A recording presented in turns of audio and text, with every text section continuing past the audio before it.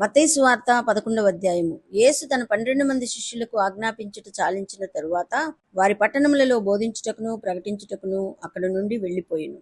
క్రీస్తు చేయుచున్న కార్యములను గూర్చి యోహాను చెరసాలలో విని, రాబోవాడవు నీవేనా, మేము మరి ఒకని కొరకు కనిపెట్టవలెనా అని ఆయనను అడుగుటకు తన శిష్యులను పంపెను. యేసు వారిని చూచి, మీరు వెళ్ళి విన్నవాటిని కన్నవాటిని యోహానుకు తెలుపుడి. గ్రుడ్డివారు చూపు పొందుచున్నారు, కుంటివారు నడుచుచున్నారు, కుష్ఠరోగులు శుద్ధులగుచున్నారు, చెవిటివారు వినుచున్నారు, చనిపోయిన వారు లేపబడుచున్నారు, బీదలకు సువార్త ప్రకటింపబడుచున్నది, మరియు నా విషయమై అభ్యంతరపడిన వాడు ధన్యుడని ఉత్తరమిచ్చెను. వారు వెళ్ళిపోచుండగా యేసు యోహానును గూర్చి జనసమూహములతో ఈలాగు చెప్పసాగెను. మీరేమి చూచుటకు అరణ్యములోనికి వెళ్ళితిరి? గాలికి కదలుచున్న రెల్లునా? మరి ఏమి చూడ వెళ్ళితిరి? సన్నపు బట్టలు ధరించుకున్న మనుష్యునా?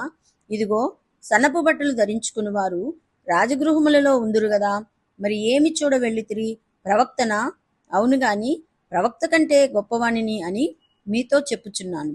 ఇదిగో, నేను నా దూతను నీకు ముందుగా పంపుచున్నాను.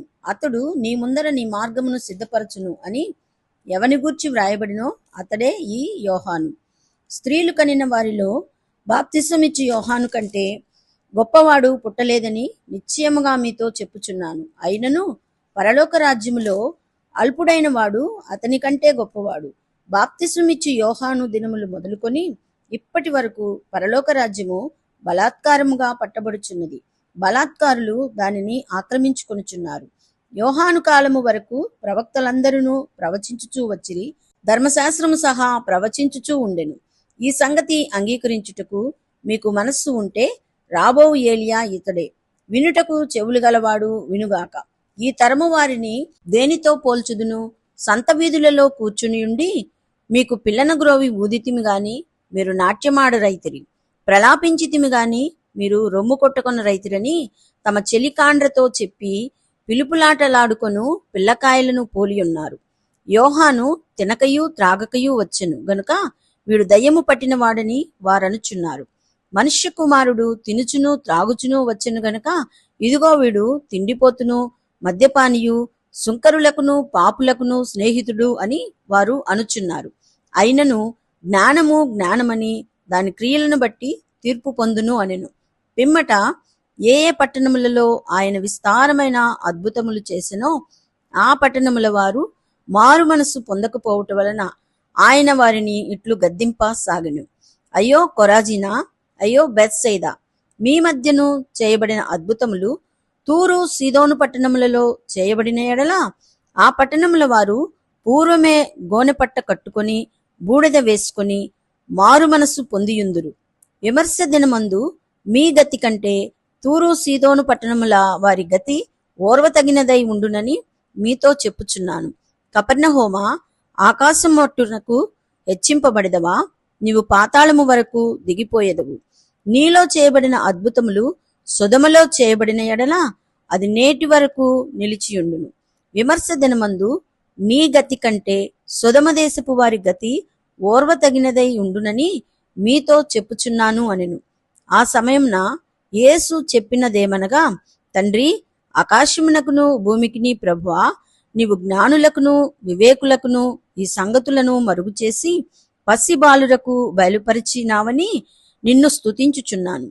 అవును తండ్రి, ఇలాగు చేయుట నీ దృష్టికి అనుకూలము ఆయను. సమస్తమును నా తండ్రి చేత నాకు అప్పగింపబడి ఉన్నది.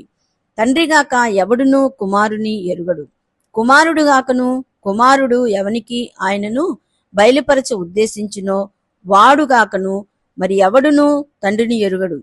ప్రయాసపడి భారము మోసుకొనుచున్న సమస్త జనులారా నా యొద్దకు రండి, నేను మీకు విశ్రాంతి కలుగజేతును. నేను సాత్వికుడను దీన మనస్సు గలవాడను గనుక మీ మీద నా కాడి ఎత్తుకొని నా యొద్ద నేర్చుకొనుడి, అప్పుడు మీ ప్రాణములకు విశ్రాంతి దొరకును. ఏలయనగా నా కాడి సులువుగాను నా భారము తేలికగాను ఉన్నవి. మత్తయి సువార్త 12వ అధ్యాయము. ఆ కాలమందు యేసు విశ్రాంతి దినమున పంట చేలలో పడి వెళ్ళుచుండగా ఆయన శిష్యులు ఆకలిగొని వెన్నులు త్రుంచి తినసాగిరి. పరిసయ్యులది చూసి, ఇదిగో, విశ్రాంతి దినమున చేయకూడనిది మీ శిష్యులు చేయుచున్నారని ఆయనతో చెప్పగా ఆయన వారితో ఇట్లనెను, తానును తనతో కూడా ఉన్నవారును ఆకలిగొని ఉండగా దావీదు చేసిన దాని గూర్చి మీరు చదువులేదా? అతడు దేవుని మందిరములో ప్రవేశించి యాజకులే తప్ప తానైనను తనతో కూడా ఉన్నవారైనను తినకూడని సముఖపు రొట్టెలు తినెను. మరియు యాజకులు విశ్రాంతి దినమున దేవాలయంలో విశ్రాంతి దినమును ఉల్లంఘించియు నిర్దోషులై ఉన్నారని మీరు ధర్మశాస్త్రమందు చదవలేదా? దేవాలయము కంటే గొప్పవాడు ఇక్కడ ఉన్నాడని మీతో చెప్పుచున్నాను. మరియు కనికరమునే కోరుచున్నాను గాని బలిని నేను కోరను అను వాక్యభావము మీకు తెలిసి ఉంటే నిర్దోషులను దోషులని తీర్పు తీర్చక పోదురు. కాగా మనుష్య కుమారుడు విశ్రాంతి దినమునకు ప్రభువై ఉన్నాడు అనెను. ఆయన అక్కడ నుండి వెళ్లి వారి సమాజ మందిరంలో ప్రవేశించినప్పుడు ఇదిగో ఊచ చెయ్యి గలవాడొకడు కనబడెను. వారు ఆయన మీద నేరము మోపవలెనని విశ్రాంతి దినమున స్వస్థపరచుట న్యాయమా అని ఆయనను అడిగిరి. అందుకు ఆయన, మీలో ఏ మనుషునికి ఆయనను ఒక గొర్రె ఉండి అది విశ్రాంతి దినమున గుంటలో పడిన ఎడల దాని పట్టుకొని పైకి తీయడా? గొర్రె కంటే మనుష్యుడు ఎంతో శ్రేష్ఠుడు. కాబట్టి విశ్రాంతి దినమున మేలు చేయుట ధర్మమే అని చెప్పి ఆ మనుషునితో నీ చెయ్యి చాపుమనెను. వాడు చెయ్యి చాపగా రెండవ దాని వలె అది బాగుపడెను. అంతటా పరిసయ్యులు వెలుపలికి పోయి ఆయనను ఎలాగూ సంహరితుమా అని ఆయనకు విరోధముగా ఆలోచన చేసిరి. యేసు ఆ సంగతి తెలుసుకుని అచ్చట నుండి వెళ్లిపోయెను. బహుజనులు ఆయనను వెంబడింపగా ఆయన వారిని అందరినీ స్వస్థపరిచి తన్ను ప్రసిద్ధి చేయవద్దని వారికి ఆజ్ఞాపించెను.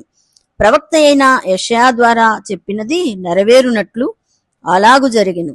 అదేమనగా, ఇదిగో ఈయన నా సేవకుడు, ఈయనను నేను ఏర్పరచుకొంటిని, ఈయన నా ప్రాణమునకు ఇష్టుడైన నా ప్రియుడు, ఈయన మీద నా ఆత్మ ఉంచెదను. ఈయన అన్యజనులకు న్యాయవిధిని ప్రచురము చేయును. ఈయన జగడమాడడు, కేకలు వేయుడు. వీధులలో ఈయన శబ్దము ఎవనికి వినపడదు. విజయమందుటకు న్యాయవిధిని ప్రబలము చేయు వరకు ఈయన నలిగిన రెల్లును విరువడు. మకమకలాడుచున్న అవిసనారను ఆర్పడు. ఈయన నామమందు అన్యజనులు నిరీక్షించెదరు అనునదే. అప్పుడు దయ్యము పట్టిన గ్రుడ్డివాడును మూగవాడునైన ఒకడు ఆయన యొద్దకు తేబడెను. ఆయన వానిని స్వస్థపరచినందున ఆ మూగవాడు మాటలాడు శక్తియు చూపును గలవాడాయను.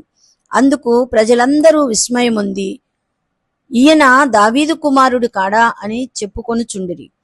పరిసయ్యులు ఆ మాట విని, వీడు దయ్యములకు అధిపతి అయిన బయల్జబూలు వలననే దయ్యములను వెళ్ళగొట్టుచున్నాడు గాని మరి ఒకని వలన కాదనిరి. ఆయన వారి తలంపులను ఎరిగి వారితో ఇట్లనెను, తనకు తానే విరోధముగా వేరుపడిన ప్రతి రాజ్యము పాడైపోవును. తనకు తానే విరోధముగా వేరుపడిన ఏ పట్టణమైనను ఏ ఇల్లైనను నిలువదు. సాతాను సాతానును వెళ్ళగొట్టిన ఎడల తనకు తానే విరోధముగా వేరుపడును. అట్లయితే వాని రాజ్యం ఎలాగు నిలుచును? నేను బయల్జబూలు వలన దయ్యములను వెళ్ళగొట్టుచున్న ఎడల మీ కుమారులు ఎవరి వలన వాటిని వెళ్ళగొట్టుచున్నారు? కాబట్టి వారే మీకు తీర్పరులై యుందురు. దేవుని ఆత్మ వలన నేను దయ్యములను వెళ్ళగొట్టుచున్న ఎడల నిశ్చయముగా దేవుని రాజ్యము మీ యొద్దకు వచ్చియున్నది. ఒకడు మొదట బలవంతుని బంధింపని ఎడల ఏలాగు ఆ బలవంతుని ఇంటిలో చొచ్చి అతని సామగ్రి దోచుకొనగలడు? అట్లు బంధించిన ఎడల వాని ఇల్లు దోచుకొనును. నా పక్షమున ఉండనివాడు నాకు విరోధి, నాతో కలిసి సమకూర్చనివాడు చెదరగొట్టువాడు. కాబట్టి నేను మీతో చెప్పున్నదేమనగా, మనుషులు చేయు ప్రతి పాపమును దూషణయు వారికి క్షమింపబడును గాని ఆత్మ విషయమైన దూషణకు పాప క్షమాపణ లేదు. మనుష్య కుమారునికి విరోధముగా మాట్లాడువానికి పాపక్షమాపణ కలదు గాని పరిశుద్ధాత్మకు విరోధముగా మాట్లాడువానికి ఈ యుగమందైనను రాబో యుగమందైనను పాపక్షమాపణ లేదు. చెట్టు మంచిదని ఎంచి దాని పండును మంచిదే అని ఎంచుడి, లేదా చెట్టు చెడ్డదని ఎంచి దాని పండును చెడ్డదే అని ఎంచుడి. చెట్టు దాని పండు వలన తెలియబడును. సర్పసంతానమా, మీరు చెడ్డవారయ్యుండి ఏలాగు మంచి మాటలు పలుకగలరు? హృదయమందు నిండియుండు దానిని బట్టి నోరు మాట్లాడును గదా. సజ్జనుడు తన మంచి ధననిధిలో నుండి సద్విషయములను తెచ్చును, దుర్జనుడు తన చెడ్డ ధననిధిలో నుండి దుర్విషయములను తెచ్చును. నేను మీతో చెప్పున్నదేమనగా, మనుష్యులు పలుకు వ్యర్థమైన ప్రతి మాటను గూర్చియు విమర్శ దినమున లెక్క చెప్పవలసి ఉండును. నీ మాటలను బట్టి నీతిమంతుడవని తీర్పు నొందుదువు, నీ మాటలను బట్టియే అపరాధివని తీర్పు నొందుదువు. అప్పుడు శాస్త్రులలోనూ పరిసయ్యులలోనూ కొందరు, బోధకుడా, నీ వలన ఒక సూచక క్రియ చూడగోరుచున్నామని ఆయనతో చెప్పగా, ఆయన ఇట్లనెను, వ్యభిచారులైన చెడ్డతరము వారు సూచక క్రియను అడుగుచున్నారు. ప్రవక్త అయిన యోనాను గూర్చిన సూచక క్రియయే గాని మరి ఏ సూచక క్రియ అయినను వారికి అనుగ్రహింపబడదు. యోన 3 రాత్రింబగళ్ళు తిమింగలము కడుపులో ఎలాగు ఉండెనో అలాగు మనుష్య కుమారుడు 3 రాత్రింబగళ్ళు భూగర్భములో ఉండును. నినెవే వారు యోనా ప్రకటన విని మారు మనస్సు పొందిరి గనుక విమర్శ సమయమున నినెవే వారు ఈ తరము వారితో నిలువబడి వారి మీద నేరస్థాపన చేతురు. ఇదిగో, యోనా కంటే గొప్పవాడు ఇక్కడ ఉన్నాడు. విమర్శ సమయమున దక్షిణ దేశపు రాణి ఈ తరము వారితో నిలువబడి వారి మీద నేరస్థాపన చేయును. ఆమె సొలొమోను జ్ఞానము వినుటకు భూమ్యంతముల నుండి వచ్చెను. ఇదిగో, సొలొమోను కంటే గొప్పవాడు ఇక్కడ ఉన్నాడు. అపవిత్రాత్మ ఒక మనుష్యుని వదిలిపోయిన తరువాత అది విశ్రాంతి వెదకుచు నీరు లేని చోట్ల తిరుగుచుండును.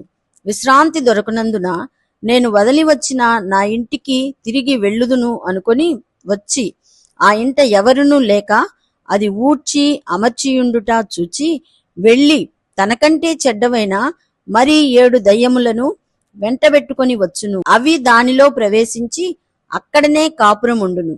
అందుచేత ఆ మనుష్యుని కడపటి స్థితి మొదటి స్థితి కంటే చెడ్డదగును. అలాగే ఈ దుష్టతరము వారికిని సంభవించును అనెను. ఆయన జనసమూహములతో ఇంకా మాటలాడుచుండగా, ఇదిగో, ఆయన తల్లియు సహోదరులను ఆయనతో మాటలాడగోరుచు వెలుపల నిలిచియుండిరి. అప్పుడు ఒకడు, ఇదిగో, నీ తల్లియు నీ సహోదరులను నీతో మాటలాడవలెనని వెలుపల నిలిచియున్నారని ఆయనతో చెప్పెను. అందుకాయన తనతో ఈ సంగతి చెప్పిన వాని చూచి, నా తల్లి ఎవరు, నా సహోదరులు ఎవరు అని చెప్పి తన శిష్యుల వైపు చెయ్యి చాపి, ఇదిగో నా తల్లియు నా సహోదరులను, పరలోకమందున్న నా తండ్రి చిత్తము చొప్పున చేయువాడే నా సహోదరుడును నా సహోదరియు నా తల్లియు అనెను. మత్తయి సువార్త 13వ అధ్యాయము. ఆ దినమందు యేసు ఇంట నుండి వెళ్లి సముద్ర తీరమున కూర్చుండెను. బహు జనసమూహములు తన యొద్దకు కూడి వచ్చినందున ఆయన దోణి ఎక్కి కూర్చుండెను. ఆ జనులు అందరూ ధరిని నిలిచి ఉండగా ఆయన వారిని చూచి చాలా సంగతులను ఉపమాన రీతిగా చెప్పెను. ఎట్లనగా, ఇదిగో, విత్తువాడు విత్తుటకు బయలువెళ్ళెను. వాడు విత్తుచుండగా కొన్ని విత్తనములు త్రోవ ప్రక్కన పడెను. పక్షులు వచ్చి వాటిని మృంగివేసెను. కొన్ని చాలా మన్ను లేని రాతి నేలను పడెను. అక్కడ మన్ను లోతుగా ఉండనందున అవి వెంటనే మొలిచెను గాని సూర్యుడు ఉదయించినప్పుడు అవి మాడి వేరు లేనందున ఎండిపోయెను. కొన్ని ముండ్ల పొదలలో పడెను. ముండ్ల పొదలు ఎదిగి వాటిని అణచివేసెను. కొన్ని మంచి నేలను పడి ఒకటి 100 ఒకటి 60 ఒకటి 30 ఫలించెను. చెవులు గలవాడు వినుగాక అని చెప్పెను. తరువాత శిష్యులు వచ్చి, నీవు ఉపమాన రీతిగా ఎందుకు వారితో మాట్లాడుచున్నావని ఆయనను అడుగగా, ఆయన వారితో ఇట్లనెను, పరలోక రాజ్య మర్మములు ఎరుగుట మీకు అనుగ్రహింపబడి ఉన్నది గాని వారికి అనుగ్రహింపబడలేదు. కలిగిన వానికే ఇయ్యబడును, వానికి సమృద్ధి కలుగును. లేని వానికి కలిగినదియు వాని యొద్ద నుండి తీసివేయబడును. మరియు వారు చూచుచుండియు చూడరు, వినుచుండియు వినకయు గ్రహింపకయు ఉన్నారు. ఇందు నిమిత్తము నేను ఉపమాన రీతిగా వారికి బోధించుచున్నాను. ఈ ప్రజలు కన్నులారా చూచి చెవులారా విని హృదయముతో గ్రహించి మనస్సు త్రిప్పుకొని నా వలన స్వస్థత పొందకుండునట్లు వారి హృదయము క్రొవ్వినది, వారి చెవులు వినుటకు మందములైనవి, వారు తమ కన్నులు మూసుకొని ఉన్నారు గనుక మీరు వినుట మట్టుకు విందురు గాని గ్రహింపనే గ్రహింపరు, చూచుట మట్టుకు చూతురు గాని ఎంత మాత్రమును తెలిసికొనరు అని యెషయా చెప్పిన ప్రవచనము వీరి విషయమై నెరవేరుచున్నది. అయితే మీ కన్నులు చూచుచున్నవి గనుక అవి ధన్యములైనవి, మీ చెవులు వినుచున్నవి గనుక అవి ధన్యములైనవి. అనేక ప్రవక్తలను నీతిమంతులను మీరు చూచు వాటిని చూడగోరియు చూడకపోయిరి, మీరు వినవాటిని వినగోరియు వినకపోయిరని మీతో నిశ్చయముగా చెప్పుచున్నాను. విత్తువాని గూర్చిన ఉపమాన భావము వినుడి. ఎవడైనను రాజ్యమును గూర్చిన వాక్యము వినియు గ్రహింపక ఉండగా దుష్టుడు వచ్చి వాని హృదయములో విత్తబడిన దానిని ఎత్తికొనిపోవును. త్రోవ ప్రక్కను విత్తబడినవాడు వీడే. రాతి నేలను విత్తబడినవాడు వాక్యము విని వెంటనే సంతోషముతో దానిని అంగీకరించువాడు. అయితే అతనిలో వేరు లేనందున అతడు కొంతకాలము నిలుచును గాని వాక్యము నిమిత్తము శ్రమ అయినను హింస అయినను కలుగగానే అభ్యంతరపడును.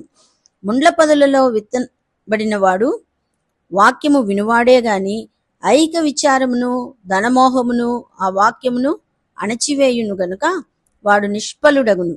మంచి నేలను విత్తబడినవాడు వాక్యము విని గ్రహించువాడు. అట్టివారు సఫలులై ఒకడు 100 ఒకడు 60 ఒకడు 30 ఫలించునెను. ఆయన మరి ఒక ఉపమానము వారితో చెప్పెను. ఏమనగా పరలోక రాజ్యము తన పొలములో మంచి విత్తనము విత్తిన ఒక మనుష్యుని పోలి ఉన్నది. మనుషులు నిద్రించుచుండగా అతని శత్రువు వచ్చి గోధుమల మధ్యను గురుగులు విత్తిపోయెను. మొలకలు పెరిగి గింజ పట్టినప్పుడు గురుగులు కూడా అగపడెను. అప్పుడు ఇంటి యజమానుని దాసులు అతని యొద్దకు వచ్చి, అయ్యా, నీవు నీ పొలములో మంచి విత్తనము విత్తితివి గదా, అందులో గురుగులు ఎక్కడ నుండి వచ్చినవి అని అడిగిరి. ఇది శత్రువు చేసిన పని అని అతడు వారితో చెప్పగా ఆ దాసులు, మేము వెళ్ళి వాటిని పెరికి కూర్చుట నీకిష్టమా అని అతనిని అడిగిరి. అందుకు అతడు, వద్దు, గురుగులను పెరుకుచుండగా వాటితో కూడా ఒకవేళ గోధుమలను పెళ్లగింతురు. కోతకాలము వరకు రెంటిని కలిసి ఎదుగనీయుడి. కోతకాలమందు గురుగులను ముందుగా కూర్చి వాటిని కాల్చివేయుటకు కట్టలు కట్టి గోధుమలను నా కొట్టులో చేర్చిపెట్టుడని కోతగాండ్రతో చెప్పుదును అనెను.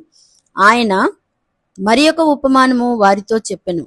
పరలోక రాజ్యము ఒకడు తీసుకొని తన పొలములో విత్తిన ఆవగింజను పోలియున్నది.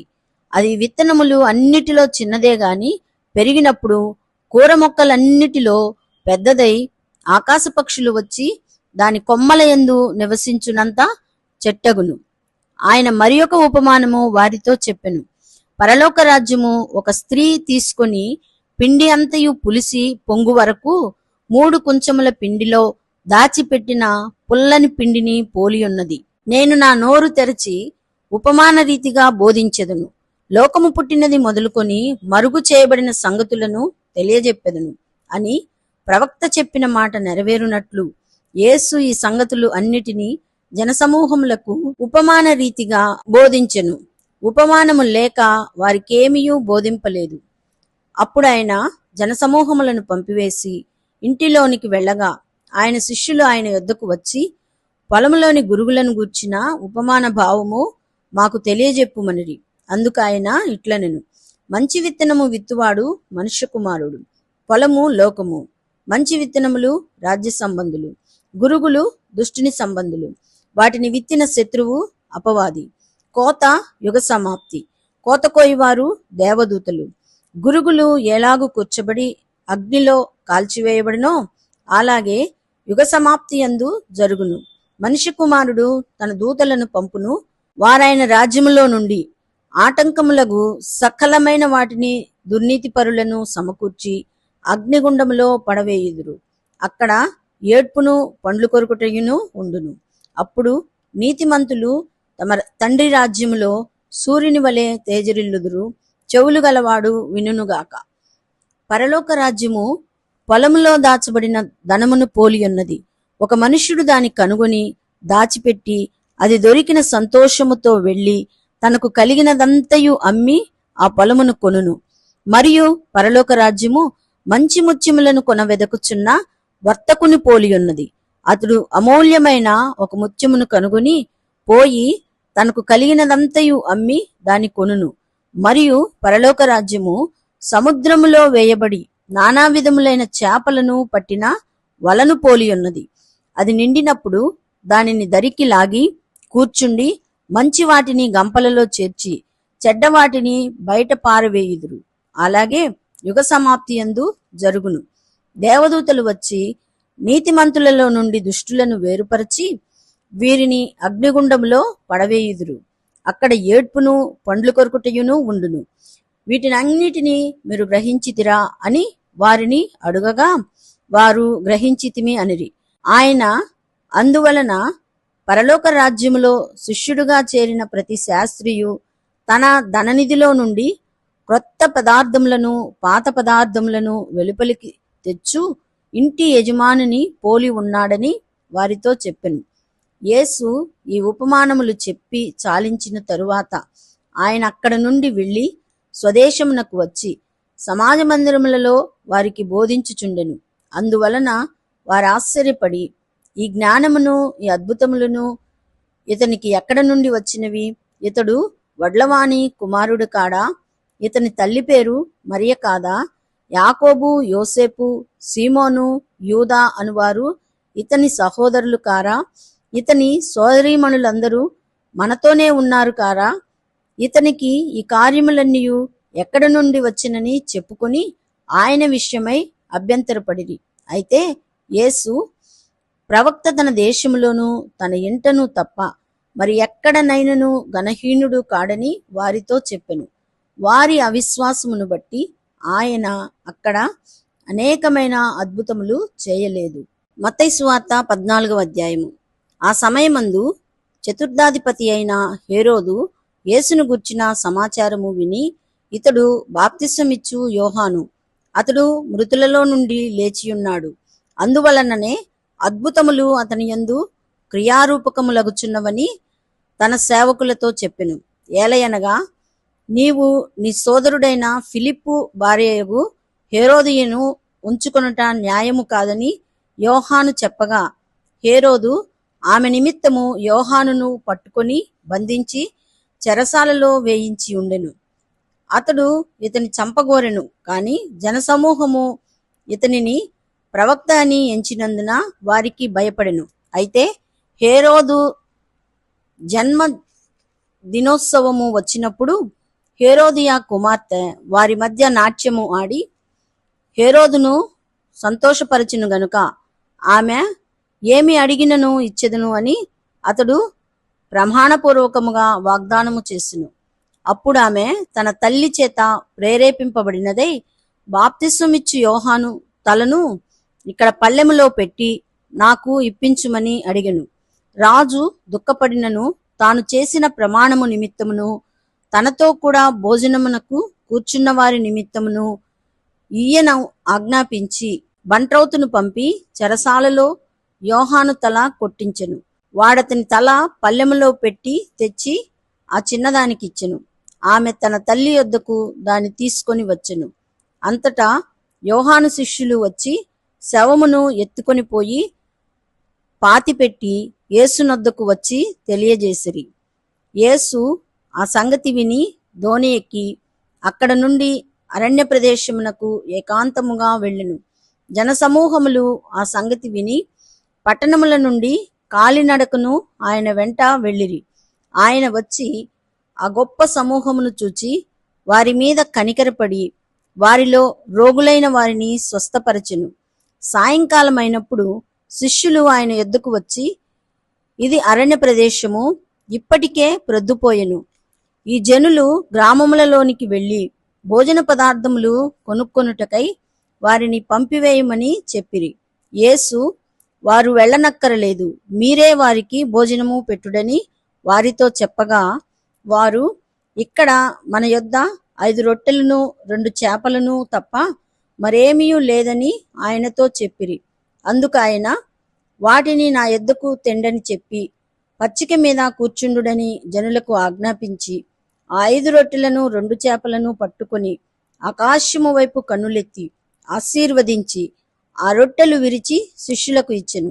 శిష్యులు జనులకు వడ్డించిరి. వారందరూ తిని తృప్తి పొందిన తరువాత మిగిలిన ముక్కలు 12 గంపల నిండా ఎత్తిరి. స్త్రీలను పిల్లలను గాక తినిన వారు ఇంచుమించు 5,000 మంది పురుషులు.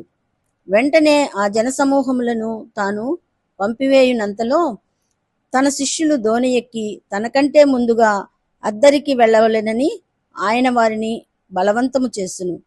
ఆయన ఆ జనసమూహములను పంపివేసి ప్రార్థన చేయుటకు ఏకాంతముగా కొండ ఎక్కిపోయి సాయంకాలమైనప్పుడు ఒంటరిగా ఉండెను.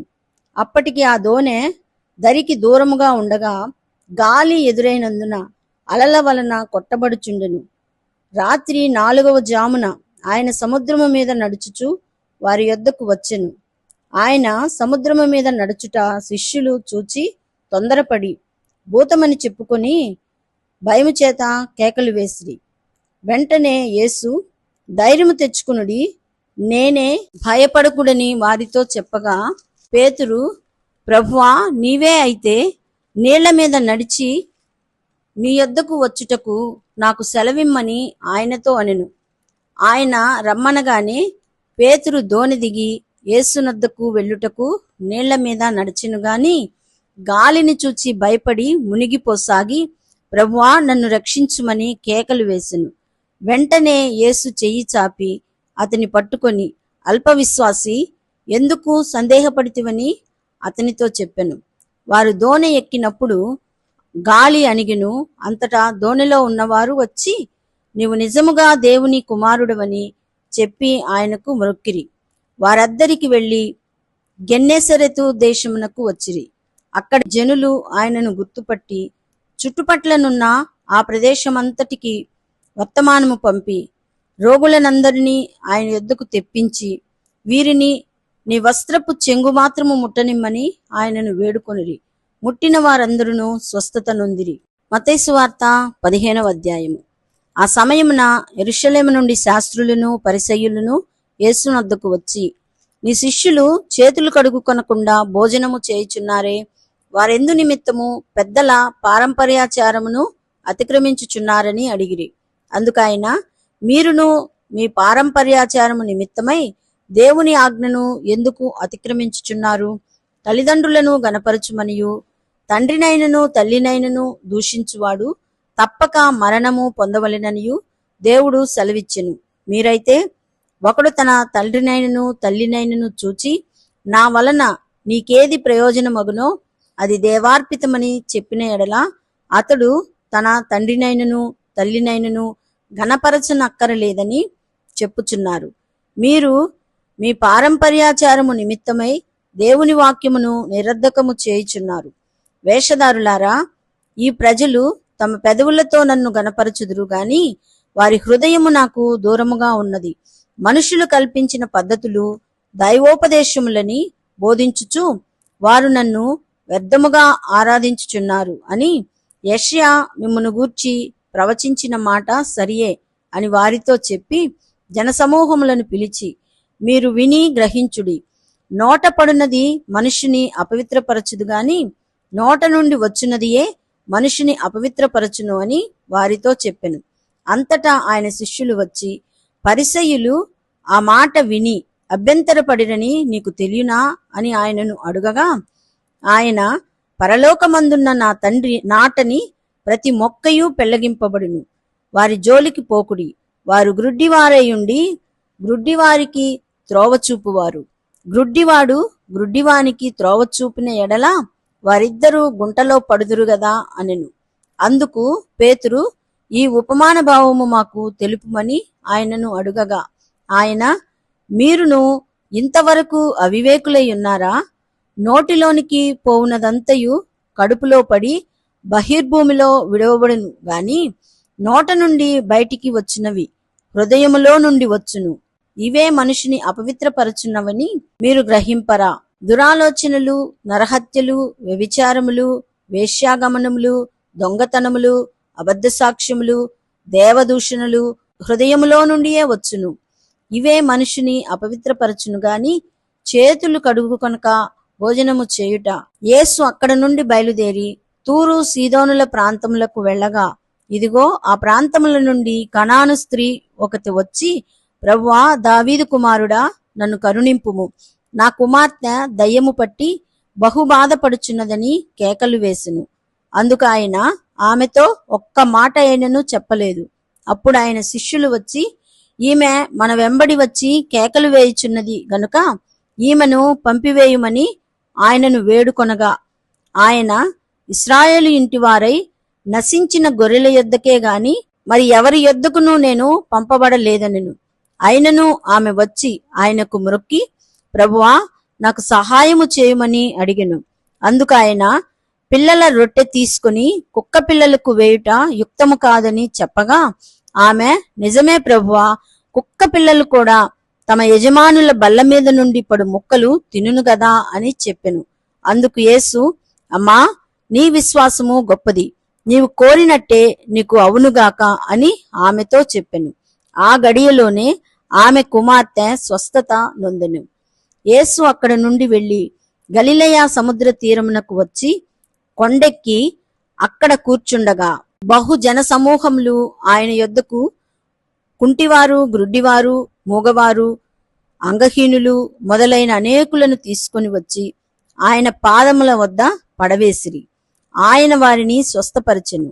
మూగవారు మాటలాడుటయును, అంగహీనులు బాగుపడుటయును, కుంటివారు నడచుటయును, గ్రుడ్డివారు చూచుటయును జనసమూహము చూచి ఆశ్చర్యపడి ఇశ్రాయేలు దేవుని మహిమపరచిరి.